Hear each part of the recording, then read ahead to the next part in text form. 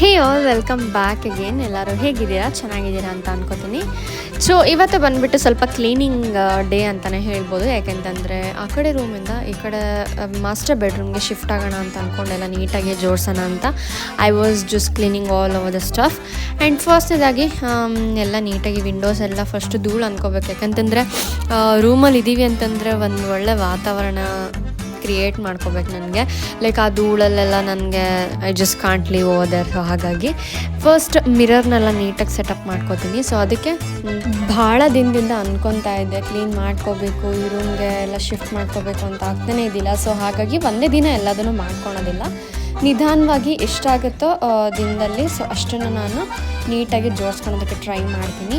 And ಜಾಸ್ತಿ ಒಂದೇ ದಿನ ಮಾಡಿಕೊಂಡು ಎಲ್ಲ ಒಂದೇ ದಿನ ನೀಟಾಗಿ ಸೆಟಪ್ ಮಾಡಿಕೊಂಡ್ರು ಕೂಡ ತುಂಬ ಸುಸ್ತು ಆಗೋ ಚಾನ್ಸಸ್ ಇರುತ್ತೆ. ಸೊ ಹಾಗಾಗಿ ಒಂದು ವೀಕ್ ಹಂಗೆ ಇಟ್ಕೊತೀನಿ. ಒಂದು ವೀಕ್ ಅಷ್ಟು ಆಗೋಷ್ಟು ನಿಧಾನಕ್ಕೆ ಒಂದೊಂದೇ ಮಾಡ್ಕೊತಾ ಇದ್ದರೆ ಲೈಕ್ ಐಡಿಯಾನೂ ಸಿಗ್ತಾ ಹೋಗುತ್ತೆ ಹೇಗೆಲ್ಲ ಮಾಡ್ಕೋಬೋದು ಅಂತ ಅಂದ್ಕೊಂಡು.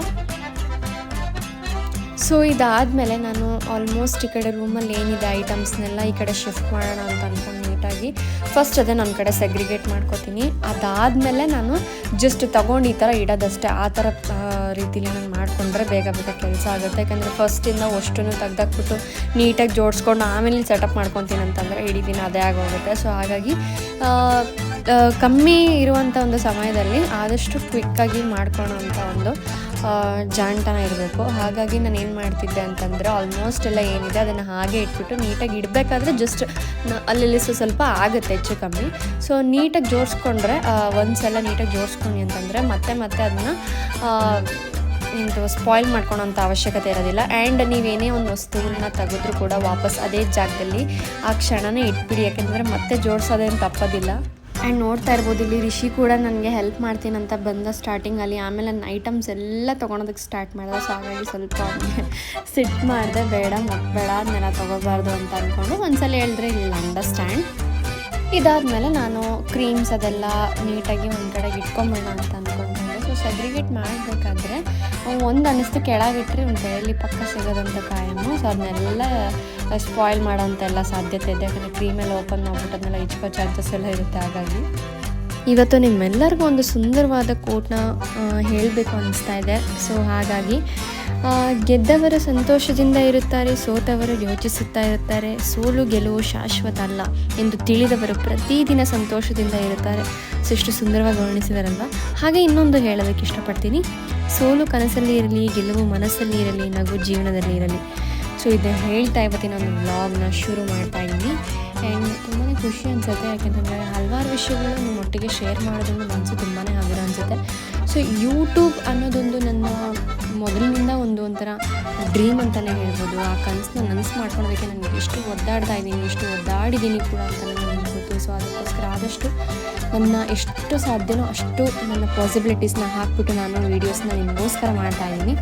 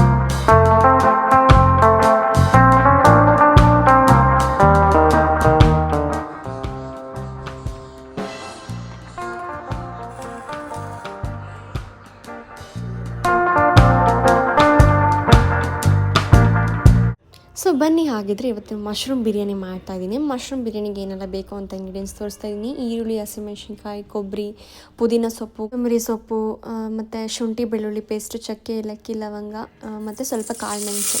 ಸೊ ಇದಕ್ಕೆ ಇವಾಗ ಫಸ್ಟು ಒಂದು 3-4 ಸ್ಪೂನಷ್ಟು ಚೆನ್ನಾಗಿ ಎಣ್ಣೆ ಹಾಕ್ಕೊಂಡು ಅದಕ್ಕೆ 1-2-3 ಸ್ಪೂನಷ್ಟು ತುಪ್ಪ ಹಾಕ್ಕೊಳ್ಳಿ ಒಗ್ಗರಣೆಗೆ. ಸೊ ತುಂಬ ಚೆನ್ನಾಗಿರುತ್ತೆ. ಅದಕ್ಕಿಂತ ಮುಂಚೆ ನಾವು ಫಸ್ಟ್ ಇಂಗ್ರೀಡಿಯೆಂಟ್ಸ್ನ ಫ್ರೈ ಮಾಡ್ಕೊಳ್ಳೋಣ. ಮಿಕ್ಸಿಗೆ ಏನು ಬೇಕೋ ನೀಟಾಗಿ ಗ್ರೈಂಡ್ ಆಗೋ ಥರ ನೀಟಾಗಿ ಫ್ರೈ ಮಾಡಿಕೊಂಡ್ರೆ ಫೈನ್ ಪೇಸ್ಟ್ ಆಗುತ್ತೆ.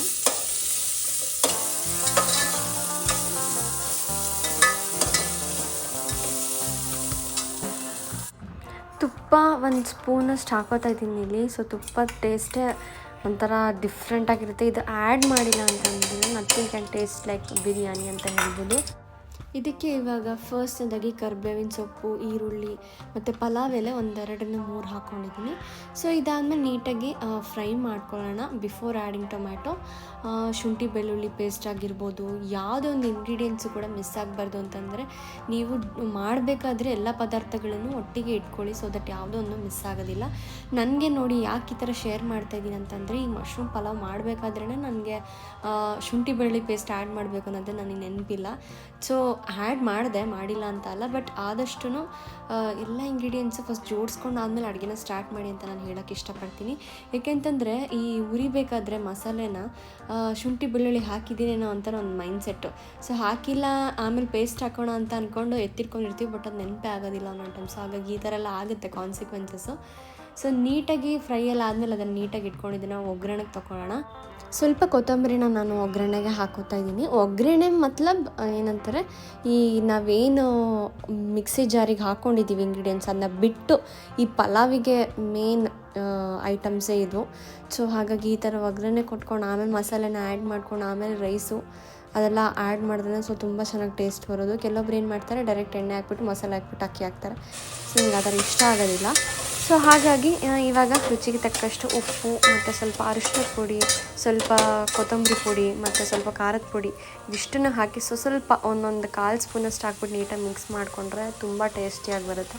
ಕೆಲವೊಬ್ಬರು ಖಾರದ ಪುಡಿನ ಪ್ರಿಫರ್ ಮಾಡೋದಿಲ್ಲ, ಯಾಕೆಂತಂದರೆ ಗ್ರೀನಾಗಿರಬೇಕು ಅಂತ. ಗ್ರೀನಾಗೇ ಬರುತ್ತೆ, ಸ್ವಲ್ಪ ಟೇಸ್ಟಿಗೆ ಬೇಕಲ್ವ. ಸೊ ಹಾಗಾಗಿ ನಾನು ಎಷ್ಟು ಬೇಕೋ ಅಷ್ಟು ರೀತಿಯೇ ನಾನು ಹಾಕೋತಾ ಇದ್ದೀನಿ ಮಸಾಲೆಗಳನ್ನ. ಅಲ್ಲೇ ತೊಳೆದಿಟ್ಕೊಂಡಿರೋಂಥ ಮಶ್ರೂಮ್ಸ್ ಏನಿದೆ ನಾನು ನೀಟಾಗಿ ಮೀಡಿಯಮ್ ಸೈಜಲ್ಲಿ ಹೆಚ್ಚಿಟ್ಕೊಂಡಿದ್ದೀನಿ. ತುಂಬ ಸಣ್ಣದಾದ್ರೂ ಸಿಗೋದಿಲ್ಲ, ಹಾಗಾಗಿ ಮೀಡಿಯಮ್ ಸೈಜಲ್ಲಿ ಹೆಚ್ಚಿಟ್ಕೊಂಡ್ಬಿಟ್ಟು ನೀಟಾಗಿ ವಾಶ್ ಮಾಡ್ಕೊಂಡು ಉಪ್ಪು ಮತ್ತು ಅರಿಶಿಣದ ಪುಡಿಲಿ ಸ್ವಲ್ಪ ನೆನೆ ಇಟ್ಬಿಟ್ಟು ಆಮೇಲೆ ನಾನು ನೀಟಾಗೆಲ್ಲ ವಾಶ್ ಮಾಡಿ ಸಿಪ್ಪೆನ ತೆಗೆದು ನೀಟಾಗಿ ಹೆಚ್ಚಿಟ್ಕೊಂಡಿರೋಂಥ ಮಶ್ರೂಮ್ನ ಹಾಕಿದ್ದೀನಿ ಇವಾಗ. ಆ್ಯಂಡ್ ಇವಾಗ ನೋಡಿ ನಾನಿಲ್ಲಿ 1 ಸ್ಪೂನಷ್ಟು ಇಲ್ಲ 1/4 ಸ್ಪೂನಷ್ಟು ಮೊಸರು ಹಾಕೋತಾ ಇದ್ದೀನಿ. ಆ್ಯಂಡ್ ನೆಕ್ಸ್ಟ್ ಇವಾಗ ನಾನಿಲ್ಲಿ ರುಬ್ಬಿಟ್ಕೊಂಡಿರೋಂಥ ಮಸಾಲೆನ ಹಾಕ್ತಾಯಿದ್ದೀನಿ ಇವಾಗ. ಸೊ ನೋಡಿ ಆದಷ್ಟು ಗ್ರೀನ್ ಕಲರೇ ಕಾಣ್ತಾ ಇದೆ. ಸೊ ಪುದೀನ ಸೊಪ್ಪು, ಕೊತ್ತಂಬರಿ ಸೊಪ್ಪು ಸ್ವಲ್ಪ ಜಾಸ್ತಿನೇ ಹಾಕೋಬೇಕು ಕಲರ್ ಬರಬೇಕು ಅಂತಂದರೆ. And it taste good also ಅಲ್ವಾ. ಸೊಪ್ಪಿಂದ ಎಷ್ಟು ಪ್ರಮಾಣ ಇರುತ್ತೆ ಅಷ್ಟು ತುಂಬ ಟೇಸ್ಟಾಗಿರುತ್ತೆ. ಆ್ಯಂಡ್ ಇಲ್ಲಿ 1/4 ಭಾಗದಷ್ಟು ನಾನು ನಿಂಬೆಹಣ್ಣು ಹಾಕೋತಾ ಇದ್ದೀನಿ. ಯಾಕೆಂತಂದರೆ ತುಂಬ ಹುಳಿಯಾಗಿಬಿಡ್ತು ಅಂತಂದರೆ ಚೆನ್ನಾಗಿರಲ್ಲ.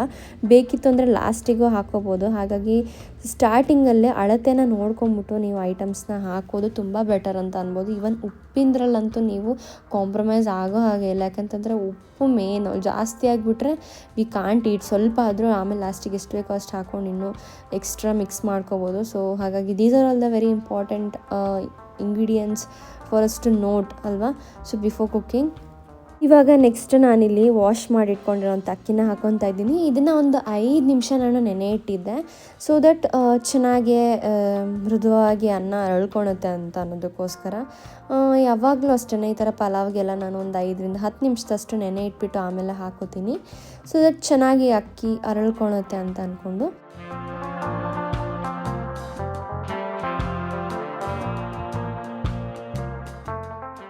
ಸೊ ಇವಾಗ ನೀರನ್ನ ಹಾಕೋತಾ ಇದ್ದೀನಿ. ಸೊ ಇಲ್ಲಿ 2 ಲೋಟದಷ್ಟು ಅಕ್ಕಿಗೆ ನಾನಿಲ್ಲಿ ಒಂದು 3 ಕಪ್ಪಷ್ಟು ಆಗೋಷ್ಟು ನಾನು ನೀರು ಹಾಕೋತಾ ಇದ್ದೀನಿ. ಯಾಕೆಂತಂದರೆ ಅರ್ಧ ಮಸಾಲೆನೇ ಇರುತ್ತೆ ಕೆಳಗೆ. ಆದಷ್ಟು ನೋಡಿಕೊಂಡು ವಾಟರ್ನ ಮಿಕ್ಸ್ ಮಾಡಿ, ಸೊ ದಟ್ ಅನ್ನ ಸ್ವಲ್ಪ ಉದ್ರುದ್ರಾಗಿ ಬರಬೇಕಲ್ವ. ಹಾಗಾಗಿ ಆಮೇಲೆ ಮುದ್ದೆ ಆಗಿಬಿಟ್ರೆ ತಿನ್ನಂಗಂತೂ ಆಗಲ್ಲ.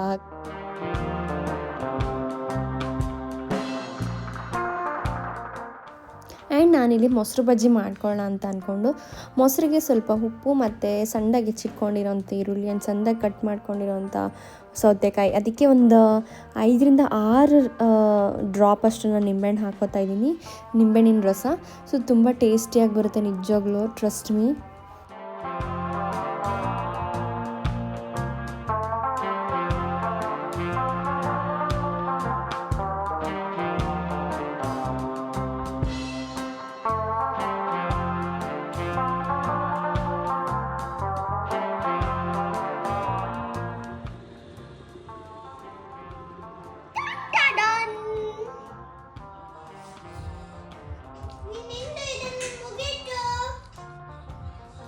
How is the taste?